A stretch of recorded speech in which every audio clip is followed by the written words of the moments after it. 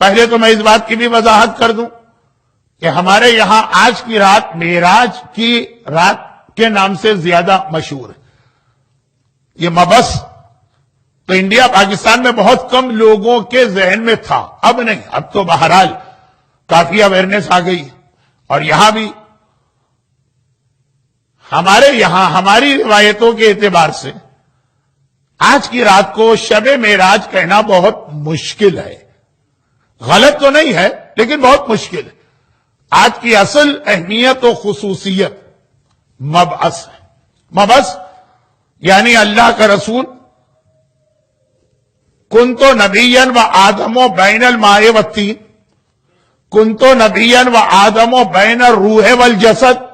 کئی روایتیں کہ پیغمبر نے فرمایا میں نبی تھا جبکہ آدم، اب بہت مشکل اردو ہے لیکن وقت کم ہے اور مجمع بھی کوئی نوجوان یا بچے تو ہیں نہیں، سب بڑے لوگ سمجھتے ہیں. آدم آب و گل کے درمیان تھے، ابھی مٹی والے مرحلے میں تھے. ایک روایت ہے کہ میں اس وقت ہی نبی تھا جب آدم کا جسم بن گیا تھا، روح نہیں ڈالی گئی تھی، مگر حکم نہیں تھا رسول کو اپنی نبوت کے اعلان کا. جب یہ حکم آیا وہ آج کی رات 27 رجب مبعث، جس کے حوالے سے میں نے قرآن کی ایک آیت آج ابھی تلاوت کی، ایک آیت آج آپ نے دوپہر کو نماز جمعہ میں سنی ہوگی. حضرت ابراہیم کی دعا میں نے تلاوت کی، وبعث. ابراہیم نے کعبہ بنا لیا اور اب ہاتھ اٹھا کے دعا کر رہے خدا بندہ اب ان مکے والوں کے بیچ میں وبعث، مبعوث فرما، ٹو سینڈ، بھیج اس رسول کو جو تلاوت کرے گا اور کتاب و حکمت کی تعلیم دے گا اور پاک کرے گا. اور سورہ جمعہ میں اعلان ہوا هو الذی بعث فی الامیین رسول، اور اللہ نے اپنے رسول کو بھیج دیا. یہ ہے وہ لفظ بعث، مبعث، بھیجنا، ٹو سینڈ، جو آج کی اہم خصوصیت ہے. اور اس حوالے سے ہم نے اعمال انجام دی. اعمال میں بھی بار بار مبعث کا تذکرہ ہوا دعاؤں میں، لیکن جو اعمال آپ نے انجام دی الحمدللہ طویل ہو گئے تھے لیکن آپ حضرات کی پوری توجہ بھی رہی اور صاحبان ایمان کی خاصی بڑی تعداد شریک بھی ہوئی. اہم ترین جو عمل ہے وہ تذکرہ ہو گیا کہ 12 رکعت نماز ابھی باقی ہے. نماز ختم کرنے کے بعد 49 مرتبہ وہ سورے وہ ہو گئے، دعا ہو گئے، زیارت کے اہم فریضے سے بھی فارغ ہو گئے. لیکن اہم ترین عمل یہ نہیں ہے. یہ نعوذ باللہ میں نہیں کہہ رہا ہوں کہ یہ عمل کی اہمیت نہیں، اہم ترین، موسٹ امپورٹنٹ، سپرلیٹو ڈگری، افضل تفضیل، وہ ہے کل کا روزہ. سب سے اہم عمل جو مبعث کا اعمال جسے کہا جائے وہ ہے روزہ. رمضان کے روزے کے علاوہ سال میں 4 روزے جو بہت ہی اتھینٹک حدیث سے اور بہت ہی ہائیلی ریکمنڈیشن کے ساتھ آئیں.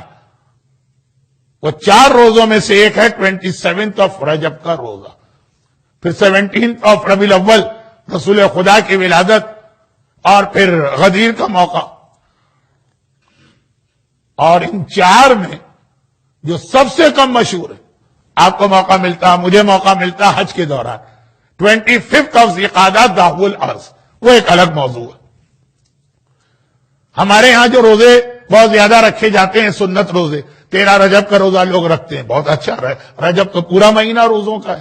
3 شعبان کا روزہ، 15 شعبان کا روزہ خصوصیت کے ساتھ ہوتا ہے. امام بارگاہوں کی محفلیں اور مختلف پروگرام اس کے اعتبار سے اسکیجول کیے جاتے ہیں کہ آج لوگ روزے سے ہوں گے، افطار کا انتظام کرنا. مگر ان تمام روزوں سے زیادہ اہم روزہ 27 رجب کا ہے. تو کل کا روزہ حتی الامکان. ایک سوال مجھ سے کسی نے نہیں پوچھا، اور اس لیے نہیں پوچھا کہ آپ جانتے ہیں، ورنہ عام طور پہ سوال یہ ہوتا ہے کہ مولانا آپ نے نماز پڑھائی، آپ تو سفر میں 4 دن کے لیے آئے اور نماز آپ نے پوری پڑھا دی.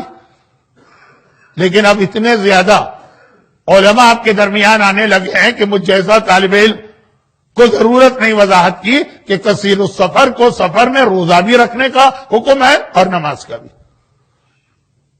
تو یہ والا روزہ تو ایسا ہے کہ ہم جیسے مسافروں کو بھی رکھنا چاہیے، لیکن جو لوگ یہاں ٹھہرے ہیں، مقیم ہیں، جن کا وطن ہے، تو کل کے روزے کو حتی الامکان مس نہ کیجیے۔ اور اس کے ساتھ میں ایک جملہ اور بڑھا دوں تاکہ عمل صحیح ہو۔ جس آدمی پر زندگی میں رمضان کا کوئی بھی قضا روزہ باقی، اسے کل کا روزہ رکھنے کا حق نہیں۔ وضاحت کروں گا، پہلے جملہ پورا سن لیجئے۔ زندگی کا کوئی بھی رمضان کا روزہ باقی ہو تو وہ کوئی بھی سنتی روزہ نہیں رکھ سکتا، خالی کل نہیں، کوئی بھی سنتی روزہ نہیں رکھ سکتا۔ خواتین کے ساتھ عام طور پہ یہ مسئلہ پیش آتا کہ لا محالہ اگر ایک صحت مند و جوان عورت ہے تو ہر رمضان میں اس کے کچھ روزے تو چھوٹیں گے۔ اب رمضان میں جو روزے رکھ لیے جاتے ہیں بعد میں قضا مشکل تو نہیں ہے بلکہ آسان ہے۔ ہم تو موقع ڈھونڈتے ہیں کہ ایسا کوئی موقع بنے، کیونکہ آج کل رمضان 16 گھنٹے کا ہے اور یہی قضا اگر آپ ونٹر میں رکھیں تو شاید 10 گھنٹے کا روزہ بن جائے، تو آسان بھی ہے۔ لیکن بہرحال رمضان میں روزے چھوٹ گئے، اس کے بعد نہیں رکھے جاتے ہیں۔ میں عام لوگوں کی بات کر رہا ہوں، جو متقی نورانی چہرے میرے سامنے ہیں، یہ مسئلہ ان کے لیے ہے ہی نہیں۔ تو خواتین پہ عام طور پہ قضا روزے ہوتے ہی ہیں، اور پھر مردوں پر بھی ہوتے، کچھ نے جان بوجھ کے چھوڑے، کچھ نے سفر میں چھوڑے، کچھ نے کسی ایسی بیماری میں چھوڑے جس کی قضا واجب تھی۔ وہ کل کا روزہ نہیں رکھ سکتے ہیں لیکن رکھ سکتے ہیں، اور وہ یہ ہے کہ جس دن سنت روزے کا بہت تاکیدی حکم ہے، ہائیلی ریکمینڈڈ، اس دن آپ قضا کی نیت سے روزہ رکھیں گے تو قضا بھی ہو جائے گا اور وہ سنتی روزے کا بھی پورا ثواب آپ کو ملے گا۔ اس کو فارسی میں کہتے ہیں ہم خرما و ہم ثواب، اور غالباً اردو میں کوئی اچھا لفظ نہیں ہوگا، ایک تیر سے دو شکار۔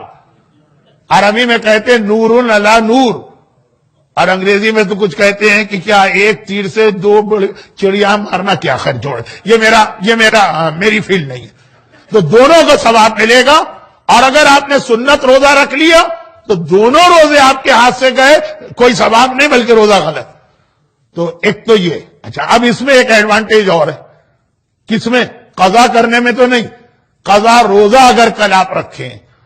بھئی میں تو کراچی کا رہنے والا ہوں، کراچی کے کچھ نام لیتا ہوں، رضویہ سوسائٹی، جعفر طیار، انچولی،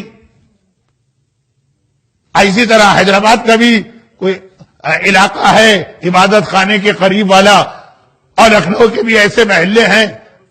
لیکن کہنا کیا جا رہا ہوں کہ سنتی روزے کا جو دن آتا ہے نا، اس دن ہمیں تو رضویہ میں پلا بڑھا ہوں، گلی کے نکڑ پہ لوگ کھڑے ہوتے ہیں پان لے کے یا یہ کہ سگریٹ لے کے، کہ سنتی روزہ جو رکھ کے آئے گا اس کا روزہ ہم توڑوائیں گے۔